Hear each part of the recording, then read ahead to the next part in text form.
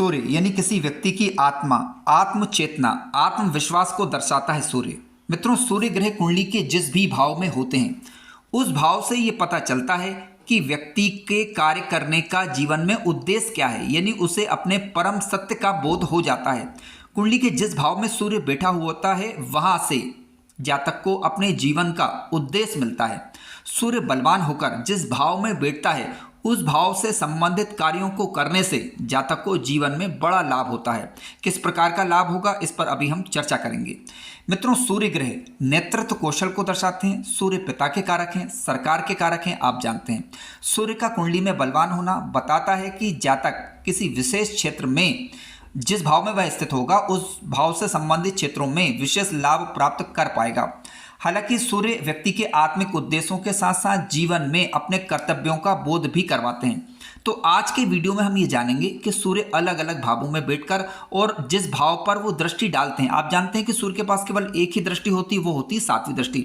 तो उस भाव से संबंधित क्या फल मिलते हैं और जिस भाव में सूर्य महाराज बैठेंगे उस भाव से संबंधित किन कर्तव्यों का बोध कराते हैं, इसे भी समझने का प्रयास आज के वीडियो में हम विस्तार पूर्वक करेंगे। लेकिन मित्रों, सूर्य ग्रह कुंडली के जिस भी भाव में बैठे हुए हों, यदि वहां वह स्वाग्रही होकर, मित्रग्रही होकर या उच्च अवस्था के होकर बैठते हैं तो ज़्यादा अच्छा फल देते हैं। इसके अलावा इन पर शुभ ग्रहों का प्रभाव होता है तो अधिक अच्छा फल देखने को मिलेगा। यदि ये मित्र राशियों में बैठे हुए हों, मित्र ग्रहों के साथ बैठे हुए हों, मित्र ग्रहों की दृष्टि सूर्य पर पड़ रही हो तो ज़्यादा अच्छा प्रभाव दिखाई देता है। इसके विपरीत यदि ये नीच अवस्था के हों, शनि, राहु या केतु से दृष्टि या युत हो तो शुभ प्रभाव में सामान्यतः कमी देखी जाती है। तो आइए सबसे पहले हम बात करते हैं यदि किसी जातक की कुंडली के लग्न भाव में ही सूर्य ग्रह आकर बैठ जाए।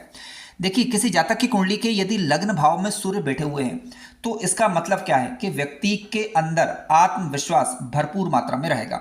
जातक तेजस्वी होगा, यानी चेहरे पर एक ओज होगा, चेहरे पर एक चमक होगी, चेहरे पर एक आभा होगी। जातक किसी भी प्रकार का नेतृत्व करने में अपने आप को समर्थ महसूस कर पाएगा, क्योंकि लग्न में बैठे हुए सूर्य व्यक्ति की आत्मिक चेतना को बल देते हैं। तो लग्न में बैठे हुए सूर्य व्यक्ति को आत्मज्ञान की प्राप्ति में स्वयं के प्रकाश के माध्यम से दूसरों को प्रेरित करने में भी मदद करते हैं। ये इनका सुप्रभाव देखने को मिलता है जब कभी लग्न भाव के अंतर्गत सूर्य महाराज बैठ जाएं। तो जातक को ये स्वाभिमानी बनाएंगे, यानी जातक किसी का एहसान लेना आसानी से पसंद नहीं करेगा, स्वाभिमानी होगा।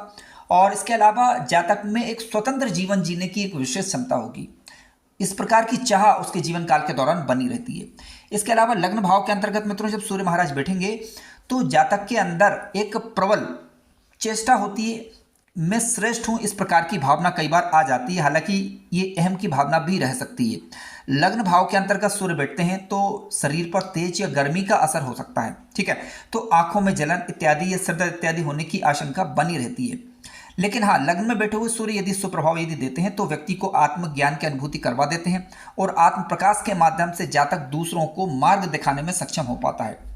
लग्न भाव में बैठे हुए सूर्य मित्र जब बैठेंगे तो इनकी जो सातवीं दृष्टि रहेगी, क्योंकि सूर्य के पास एक ही दृष्टि होती है, वो होती है सप्तम दृष्टि, वो सप्तम भाव को देखेंगे।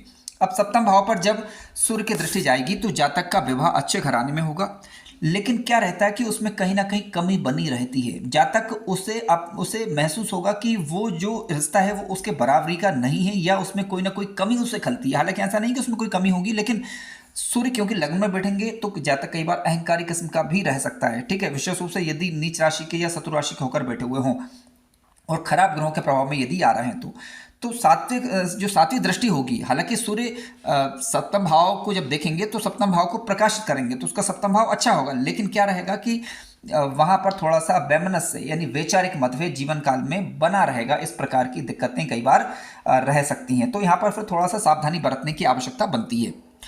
आइए बात करते हैं कुंडली के दूसरे भाव की। मित्रों, कुंडली के दूसरे भाव में यदि सूर्य ग्रह बैठते हैं, देखिए अब दूसरा भाव क्या है, परिवार का भाव है, आपका वाणी का भाव है, आत्मसम्मान का भाव है।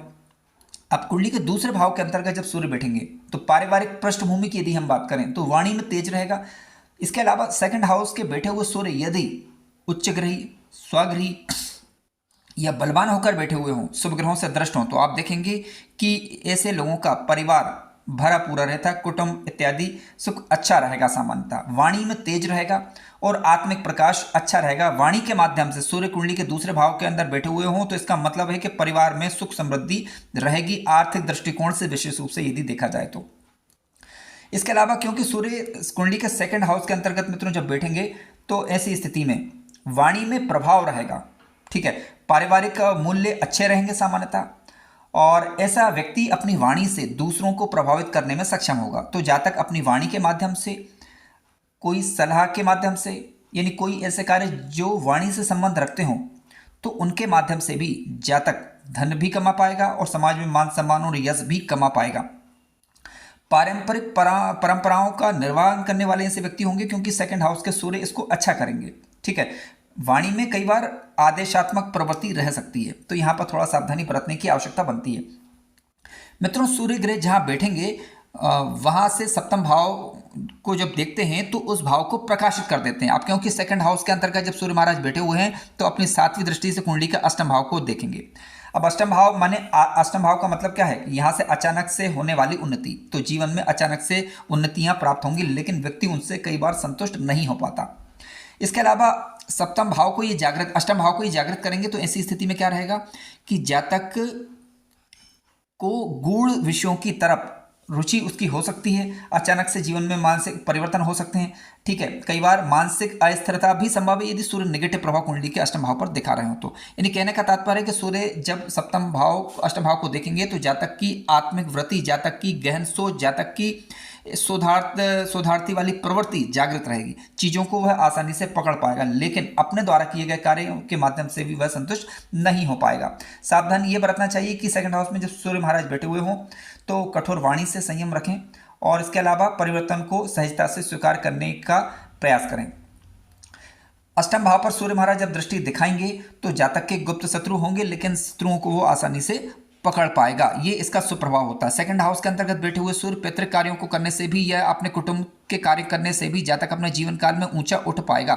वाणी के माध्यम से अपने जीवन की उन्नति को, जीवन के उद्देश्य को वो प्राप्त कर पाएगा। यही सेकंड हाउस के अंतर्गत बैठे हुए सूर्य सामान्यतः बताते हैं। मित्रों, आइए बात करते हैं कुंडली के तीसरे भाव की। देखिए, आप जानते हैं कि कुंडली का जो तीसरा भाव होता है, यहाँ पर यदि सूर्य महाराज बैठते हैं तो क्या रहेगा, व्यक्ति साहसी होगा, आत्मविश्वास अच्छा रहेगा, किसी भी कार्य को बुद्धिमत्तापूर्ण ढंग से करेगा। और संचार कौशल की यदि हम बात करें तो संचार कौशल अच्छा रहेगा, यानी वाणी संवाद में ऐसा जातक अच्छा रहेगा। भाइयों के साथ संबंध की यदि हम बात करें तो भाई प्रभावशाली व्यक्ति होंगे यदि तृतीय कुंडली के अंतर्गत मजबूत हों, ठीक है। इसके अलावा सप्तम दृष्टि से कुंडली के 90 भाव को क्योंकि यहाँ पर बैठे हुए सूर्य मित्रों देखते हैं तो ऐसी स्थिति में क्या रहेगा कि जातक धार्मिक होगा, मान्यताओं में दृढ़ता भी रहेगी, लेकिन कई बार जो है कट्टरता बनी रहती है, ठीक है। कई बार कट्टरता रह सकती है यदि सूर्य नेगेटिव प्रभाव दिखा रहे हो तो।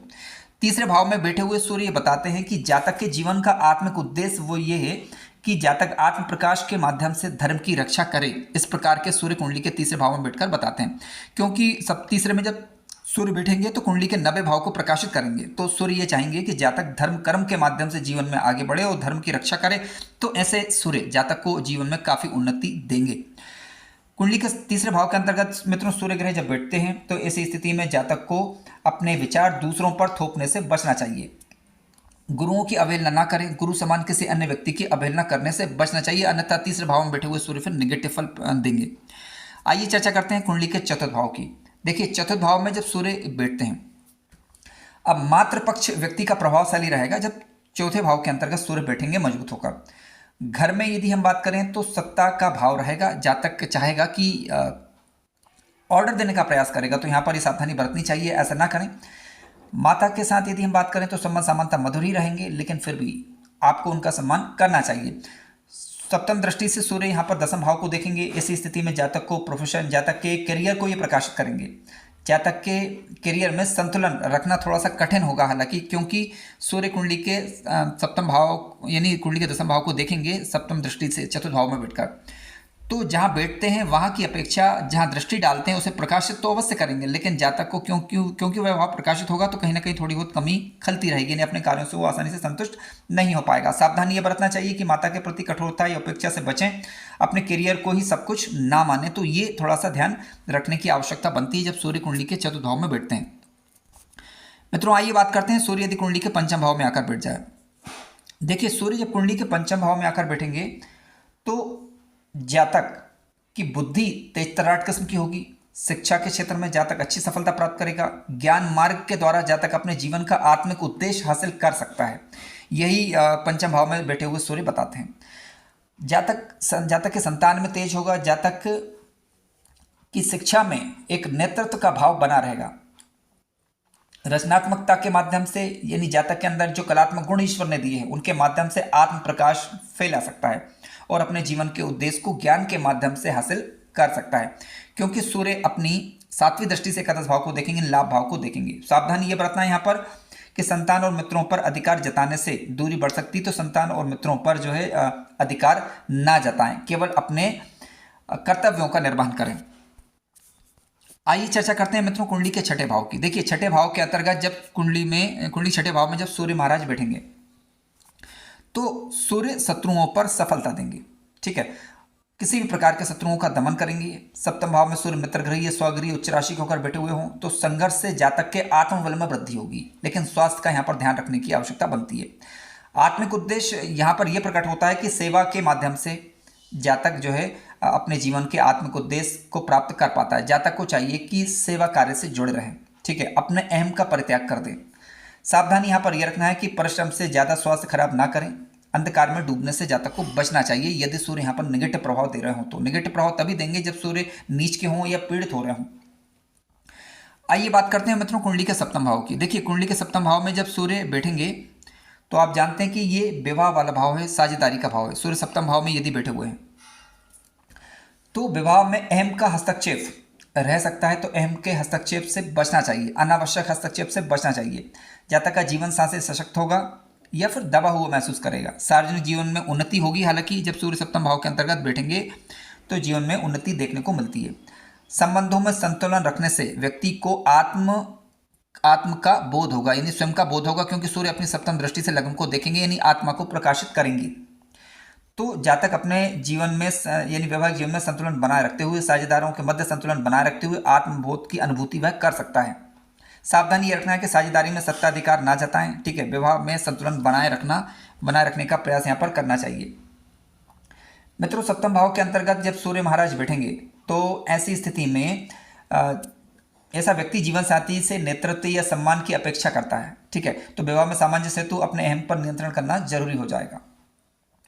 लग्न पर क्योंकि दृष्टि डालते हैं सप्तम में बैठे हुए सूर्य, तो आत्म छवि पर जीवन साथी का प्रभाव रहेगा और स्वयं को श्रेष्ठ समझना, इस प्रकार की चीज़ों से जातक को मुक्ति रखनी चाहिए, यानी जातक को दूर रहना चाहिए। आइए चर्चा करते हैं कुंडली के अष्टम भाव की। देखिए आप जानते हैं कि कुंडली का अष्टम भाव आयु का भाव है, गूढ़ रुचियों का भाव है और आत्म परिवर्तन की तीव्रता होती है जब सूर्य अष्टम भाव के अंतर्गत बैठते हैं।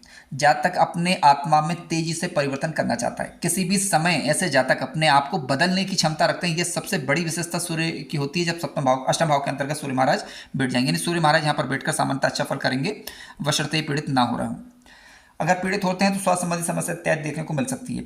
सूर्य यहाँ पर मौजूद स्थिति में हो तो जातक को जन्म, पुनर्जन्म, मृत्यु, ज्योतिष, तंत्र मंत्र, रहस्यवास ऐसे विषयों में गहरी रुचि होती है और इनमें जातक प्रवीणता भी हासिल कर पाता है। ये सबसे बड़ी विशेषता यहाँ पर सूर्य महाराज की होती है। जीवन में अचानक से बड़े बदलाव देखने को मिलते हैं कई बार, और कई बार बड़े परिवर्तन भी आते हैं।